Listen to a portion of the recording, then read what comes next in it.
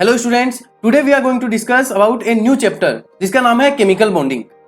इस चैप्टर में हम दो मॉलिक्यूल्स या दो एटम्स या दो पार्टिकल्स के बीच में जो फोर्स ऑफ इंटरेक्शन प्रेजेंट होंगे उन सब फोर्सेस के बारे में पढ़ेंगे। उन फोर्स ऑफ इंटरेक्शन को हम केमिकल बॉन्ड भी बोलते हैं।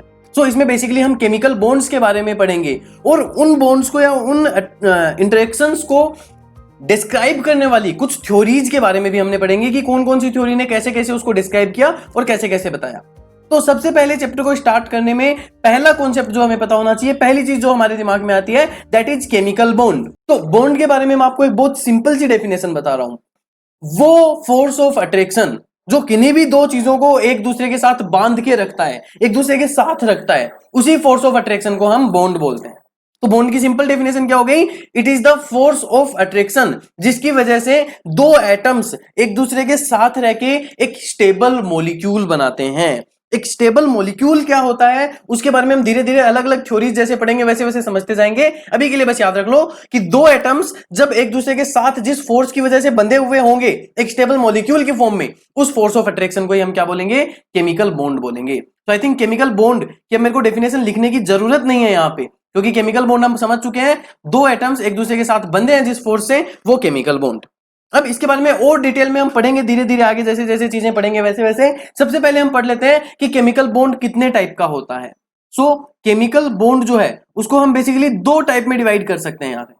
पहले होते हैं स्ट्रॉन्ग बॉन्ड या strong force, generally strong bond ही बोलते हैं हम इनको, और दूसरे होते हैं वीक बॉन्ड्स। एक स्ट्रॉन्ग बॉन्ड होते हैं, एक वीक बॉन्ड होते हैं। वीक बॉन्ड्स को जनरली वीक फोर्स भी बोला जाता है। वीक बॉन्ड और वीक फोर्सेज। इन वीक बॉन्ड या वीक फोर्सेज के बारे में अभी मैं कुछ भी कमेंट नहीं कर रहा हूं, इनको हम बाद में पढ़ेंगे। सिर्फ मैं इतना बता देता हूं इनको वीक क्यों बोलते हैं और इनको स्ट्रॉन्ग क्यों बोलते हैं। क्योंकि जनरली बॉन्ड जो होता है वो एनर्जी पे डिपेंड करता है। यानी जब फोर्स ऑफ अट्रैक्शन लग रहा है मतलब उन दोनों की कुछ पोटेंशियल एनर्जी होगी उस टाइम पे। अब उस बॉन्ड को ब्रेक करने के लिए हमें कुछ एनर्जी रिक्वायर्ड होगी। तो जिन बॉन्ड्स को ब्रेक करने के लिए हमें higher amount of energy required होता है उनको हम स्ट्रॉन्ग बॉन्ड बोलते हैं, और जो बहुत कम अमाउंट ऑफ एनर्जी से ही ब्रेक हो जाते हैं उनको हम वीक बॉन्ड या वीक फोर्सेस बोलते हैं। इनके बारे में हम डिटेल में पढ़ेंगे इस चैप्टर के लास्ट पार्ट में। अभी हम सिर्फ और सिर्फ किसके बारे में पढ़ने जा रहे हैं? स्ट्रॉन्ग बॉन्ड्स के बारे में पढ़ने जा रहे हैं। स्ट्रॉन्ग बॉन्ड को हम फर्दर तीन टाइप में डिवाइड कर सकते हैं। अच्छा, पहले मैं ये बता दूं कैसे, किस बेसिस पे। जब हमने पीरियोडिक टेबल पढ़ी है उसमें हमने पढ़ा कि पीरियोडिक टेबल में जनरली तीन टाइप के कंपाउंड्स या तीन टाइप के एलिमेंट्स मिलते हैं।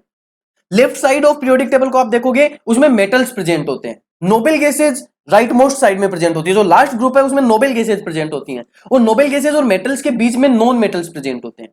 तो किस किस टाइप के एटम्स या एलिमेंट्स आके मिल रहे हैं उसके बेसिस पे बॉन्ड भी अलग अलग हो सकता है। क्यों हो सकता है अभी बताऊंगा मैं, लेकिन पहले ये याद रखो, जब भी दो मेटल्स एक दूसरे के साथ आके कनेक्ट होंगे, दो मेटल्स जिस अट्रैक्शन फोर्स की वजह से बंधे होते हैं, उस बॉन्ड को हम बोलते हैं मेटेलिक बॉन्ड्स। कौन सा bond? Metallic bond. Metallic bond वो बॉन्ड या वो फोर्स ऑफ अट्रैक्शन है जो दो मेटल्स को एक दूसरे के साथ अटैच करके रखता है।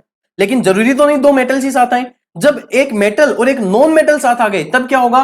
तो जब एक मेटल प्लस एक नॉन मेटल साथ आ जाते हैं उस केस में जो बॉन्ड बनता है उसको हम बोलते हैं आयोनिक बॉन्ड।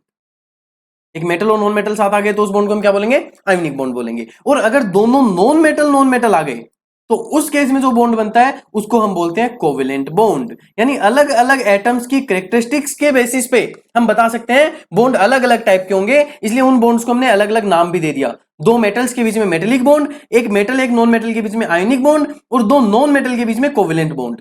ठीक है जी, this is type of bonds. अब हम इनको फर्दर स्टडी करने वाले हैं कि क्यों, आखिर क्यों ऐसा हो रहा है कि इनके बीच में बॉन्ड बन ही रहा है।